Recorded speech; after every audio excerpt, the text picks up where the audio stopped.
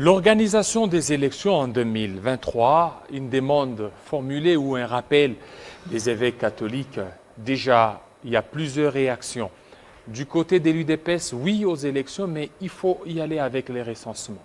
Le temps que ça pourra prendre, le moyen, le coût, tout cela, nous allons en parler avec Eric Moutachi-Mbaya. Bienvenue, Monsieur Eric Moutachi.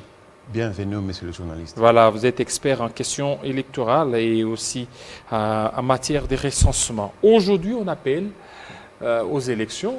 Les évêques ont rappelé qu'il y ait élection en 2023, mais déjà l'UDPS, on a suivi par la bouche du secrétaire général, oui aux élections de 2023, mais il faut qu'il y ait recensement. Est-ce que c'est opportun?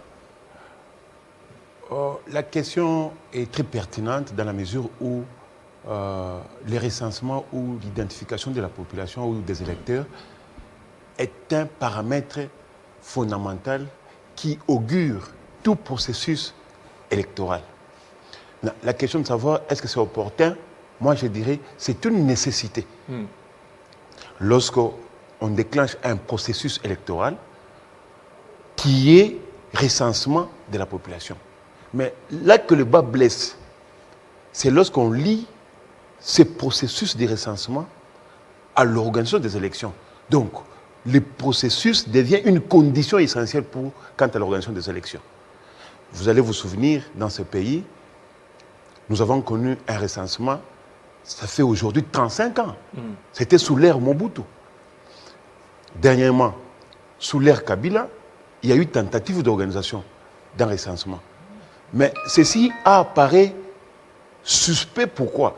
Parce que les temps, il restait juste 1 année ou 2 ans pour l'organisation des élections, et les temps pour l'organisation de ces recensements étaient vraiment suspects dans la mesure où l'État était minime, de sorte que l'opinion avait peur que les recensements aillent au-delà même de la fin du mandat de l'ex-président Kabila. D'où ces tollés de protestations.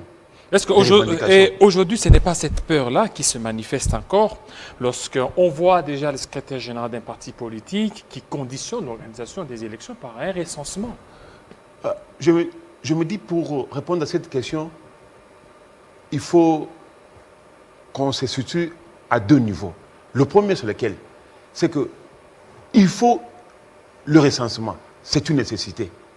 Mais maintenant, il faut prendre le deuxième élément, c'est le temps.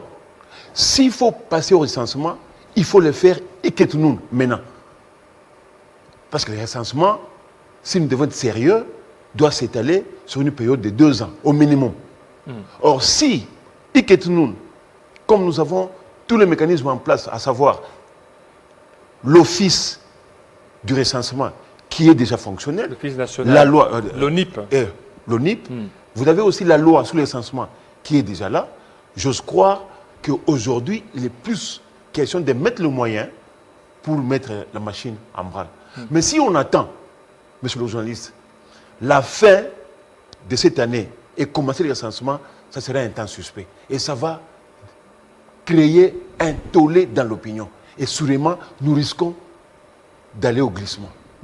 Et maintenant, voilà, c'est que nous risquons d'aller au glissement. Alors, pendant ce temps, le rappel des évêques, vous ne voyez pas que c'est un peu aller, c'est mettre la charrue avant les bœufs, parce que nous sommes encore en 2021, c'est en 2023, si déjà on commence à rappeler l'organisation des élections, ce sont des intentions qu'on est en train de prêter au président.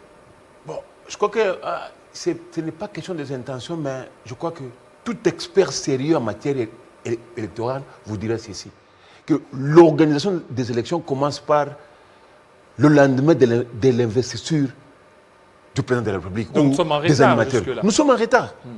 Parce que chaque année, il est prévu un budget pour les élections. Chaque année, on doit retenir un budget pour les élections. Est-ce que le gouvernement tient compte de ça? J'ai peur de dire non. Donc nous sommes déjà en retard aujourd'hui. Et les prêtres ne font que sonner cette alerte. Attention, nous devons organiser les élections en 2023. Et ici, les prêtres ont raison. Mais les prêtres aussi doivent savoir, ils sont aussi responsables dans la mesure où on les a confiés cette mission de choisir l'animateur principal à la tête de la CENI. Mais ils nous ont montré ce qu'ils nous ont montré. Donc, ils sont aussi quelque part responsables. Mais c'est une affaire qui serait un peu politisée. Tout le monde voudrait tirer les draps de son côté. Tantôt, c'est l'Église catholique, tantôt, ce sont les églises des réveils. Vous ne voyez pas tout ça, c'est parce qu'on a un peu politisé la scène ou les religieux, d'une part. Effectivement, parce qu'aujourd'hui, moi, je suis de ceux qui pensent que la société civile congolaise est politisée à outrance. À outrance. À outrance. Donc, il n'y a pas une société civile neutre.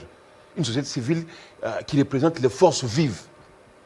En réalité, la société civile, elle est composée des associations professionnelles, des syndicats. Mais aujourd'hui, nous avons une société civile politisée, de sorte que on se demande si vraiment elle est indépendante. Et je reviens sur cette question. L'Église catholique joue le rôle des sentinelles. Et ce rôle-là, à mon avis, est vraiment archi-capital dans l'organisation des élections. Mais les prêtres aussi doivent savoir que ces rôles, ils peuvent bien les jouer en proposant quelque chose de concret. Ce n'est pas seulement par des conférences de presse, par des avis, par des appels, non. En proposant quelque chose de concret au gouvernement. Mais c'est bien parce qu'aujourd'hui, dans notre pays, nous avons une opinion. Et cette opinion est en train de suivre pas à pas comment le gouvernement travaille. Est-ce que si réellement le gouvernement travaille pour arriver à l'organisation des élections? Et je me dis, recensement, oui, c'est une nécessité, mais on doit commencer maintenant. À défaut, commencer le recensement à la fin de l'année, ça sera un temps suspect. Et ça va créer des tollés dans l'opinion. Voilà, et maintenant, vous parlez du temps suspect. Aujourd'hui, avec le temps qui court, c'est que ça ne va pas attendre, surtout pour le gouvernement de Sama Lukonde qui sera incessamment investi à l'Assemblée nationale. Mais le temps suspect, jusqu'à quand on pourra organiser les recensements? Parce que vous venez d'ailleurs de le soulever, 35 ans qu'on a organisé le recensement, ça continue. Donc jusque-là, le peuple congolais en a besoin d'être recensé. Effectivement, moi je dis que c'est une nécessité. Pourquoi? Parce qu'il est inconcevable dans un pays qui se dit sérieux, qu'on imprime les cartes d'électeurs et on dit ces cartes valent pièces d'identité. Est-ce que cette affaire des recensements, ce n'est pas parce qu'on a trop politisé qu'on ne parvient pas à recenser les gens? Bon, on n'a pas tellement politisé cette affaire, mais plutôt c'est le temps.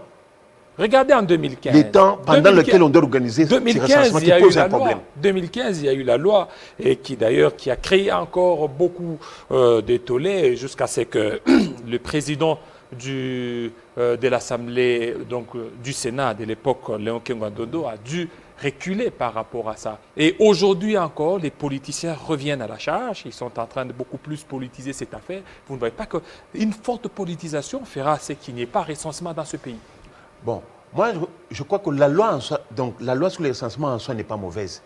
Mais il y a une des dispositions dans cette loi qui a conditionné les recensements à l'organisation des élections. C'est ce qui a posé problème. Et là, il faut revoir cette loi. Oui. Donc, si cette disposition existe, il faut revoir, alors urgemment. Et ça urge pour recenser la population.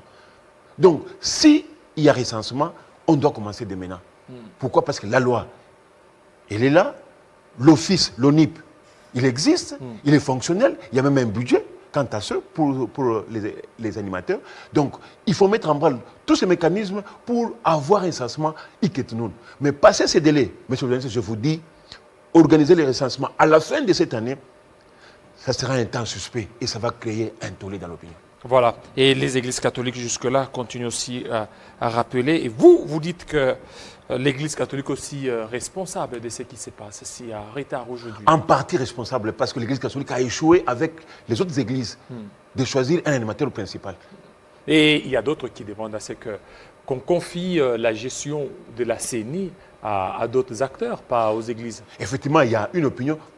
Vous savez, tout Congolais sérieux était déçu par le comportement de nos prêtres et de certains pasteurs qui étaient impliqués dans le choix de l'animateur principal. Nous le disons aujourd'hui.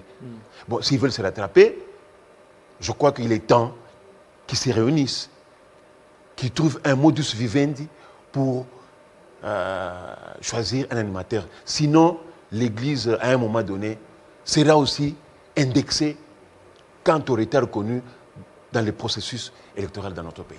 Voilà, merci. Merci beaucoup Eric Moutachi de votre analyse équilibrée par rapport à cette histoire des recensements. Nous rappelons, vous êtes expert en questions électorales et aussi en questions de recensement. Merci beaucoup, surtout la promptitude avec laquelle vous avez répondu à notre invitation. Merci beaucoup, monsieur le journaliste. Voilà, tout à l'heure, nous passons à un autre invité, cette fois-ci pour parler du FCC, la nécessité de pouvoir restructurer la plateforme. C'est tout.